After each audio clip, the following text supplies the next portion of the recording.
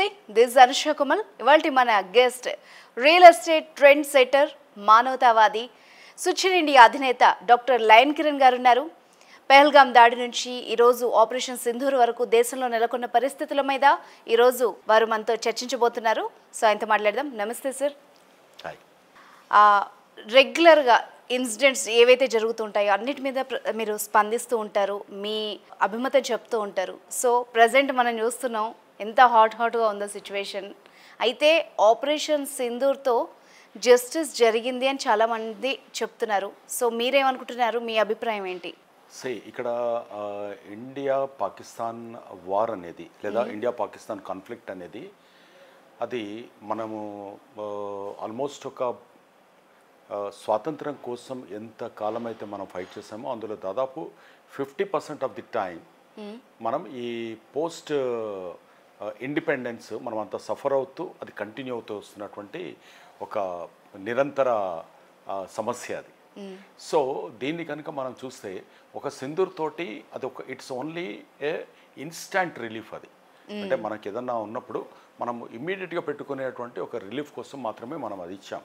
Sir diplomatic వేలుగా ప్రపంచాన్ని కూడా మనం కాన్ఫిడెన్స్లోకి తీసుకోవాలి కాబట్టి మనం ఇచ్చినటువంటిది సింధూర్ ఆపరేషన్ 1 ఫస్ట్ది కనుక తీసుకుంటే మనం స్ట్రైక్ చేసేది ఏంటి అని అంటే, మనం టెర్రరిస్ట్ క్యాంపుల మీద ఎక్కడైతే ఈ జైషే మహమ్మద్ కానీ ఎల్ఈటీ కానీ లష్కర్ తోయిబా కానీ మన వీళ్ళ ఈ బ్రీడింగ్ సెంటర్స్ ఏమున్నాయో వాటిని హిట్ చేసి అక్కడి నుండి వచ్చి వీళ్ళంతా టెర్రరిస్టులు వచ్చి ఇదంతా చేస్తున్నారు కాబట్టి దాన్ని అటాక్ చేసి మనం ఒక సిగ్నల్ ఇచ్చాము.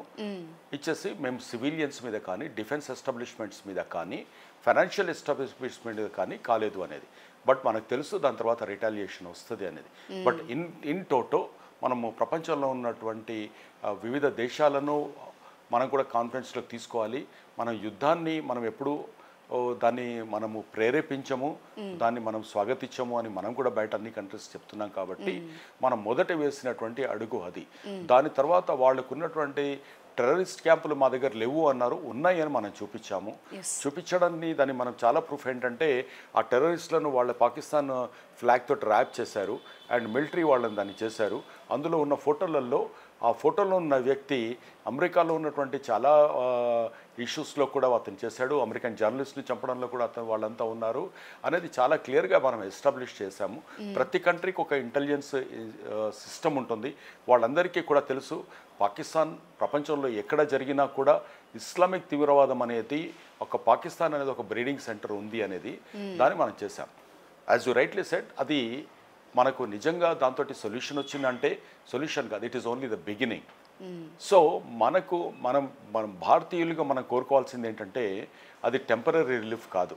ఇవాళ మనం పెట్టాము దాన్ని తృప్తిపడ్డాము అని అంటే ఇంతకుముందు కూడా మనం సర్జికల్ స్ట్రైక్ చేసాం. కరెక్ట్. సర్జికల్ స్ట్రైక్ చేయడం వల్ల మనకు వచ్చేది కాదు. ఒక దగ్గర చేస్తే దానికి ఉన్నటువంటి దీనికి పర్మనెంట్ దీనికి ఏంటి అనేది చాలా ఇంపార్టెంట్. ఇక్కడ ఈ పర్మనెంట్ ఇష్యూలో కనుక మనకు తీసుకుంటే ఒక రకంగా ప్రపంచానికి తెలియచేయడం అనేది ఒకటైతే, అంతర్గతంగా పాకిస్తాన్ కూడా ఆలోచించుకోవాల్సింది ఏంటంటే అక్కడ ఉన్నటువంటి డిఫెన్స్ మినిస్టర్ కానీ అక్కడ ఉన్నటువంటి ప్రైమ్ మినిస్టర్ కానీ వాళ్ళు చెప్పేది ఏంటంటే మేము కూడా సఫరర్స్మే, మేము ఇంతకుముందు అమెరికా చెప్పడం వల్లనో ఇంకోళ్ళ వల్లనో మేము చేసిన మాట వాస్తవమే అని వాళ్ళు చెప్తున్నప్పుడు ఇది ఒక బహానా కింద తీసుకొని ఇంటర్నల్గా వాళ్ళు ఒక సంస్థాగతంగా ఇంటర్నల్గా సర్జరీ అనేది చేసుకోవాల్సిన అవసరం ఉండింది. బట్ అది కాకుండా వాళ్ళు ప్రేరేపించడము అంటే అక్కడ కూడా పొలిటికల్ సిస్టమ్ ఉంటుంది కాబట్టి దాన్ని దృష్టిలో పెట్టుకొని మన మీద అటాక్ చేయడానికి ట్రై చేయడము మొదలుపెట్టారు. సో వాళ్ళకి చాలా క్లియర్గా తెలుసు, ఇక్కడ చాలా క్లియర్గా వాళ్ళకి తెలిసింది ఏంటంటే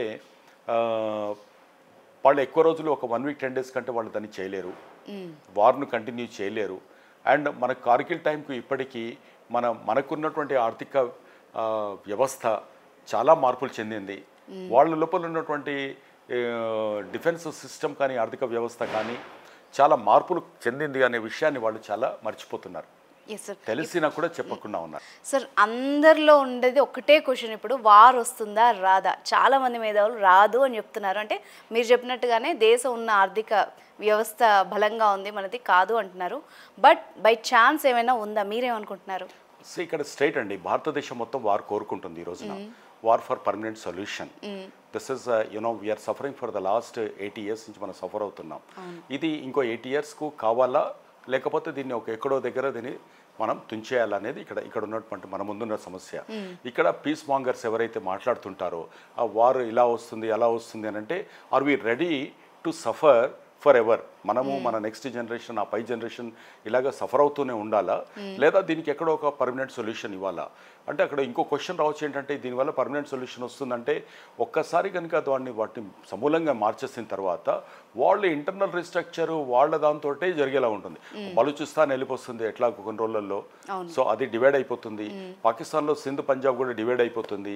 ఆ అంతర్గతంగా వాళ్ళు కొట్టుకుంటుంటే మన కనీసం మన డెవలప్మెంట్, మన ప్రోగ్రెస్ మనం చూసుకోవడానికి ఉంటుంది. అలా కాకుండా వాళ్ళని మనం ఇప్పుడు కనుక ఇంత జరిగినాక కూడా స్పేర్ చేస్తే, అంటే సహనం అనేది భారతదేశానికి ఒక పద్ధతి ఉండాలి. అది చాలా ఎక్కువగా మనం ఉపయోగించుకోవడం అనేది ఇప్పటిదాకా జరిగింది. దాన్ని అబ్సల్యూట్లీ యాజ్ అన్ ఇండియన్ నేనేమంటానంటే, అవసరం భారతదేశానికి ఉన్నటువంటి ఒక డిప్లొమాటిక్ నేచర్ ఏదైతే ఉందో అది అనవసరంగా ఇప్పటిదాకా తీసుకొచ్చారనుకుంటున్నాను. సో ఇక్కడ కనుక జరిగితే డెఫినెట్గా మనకు ఉన్నటువంటి ఎకానమీని మనం బెటర్గా మనం ఫోకస్ చేసుకోవచ్చు. ఈ డిఫెన్స్ బడ్జెట్లు రాను తగ్గిపోతాయి.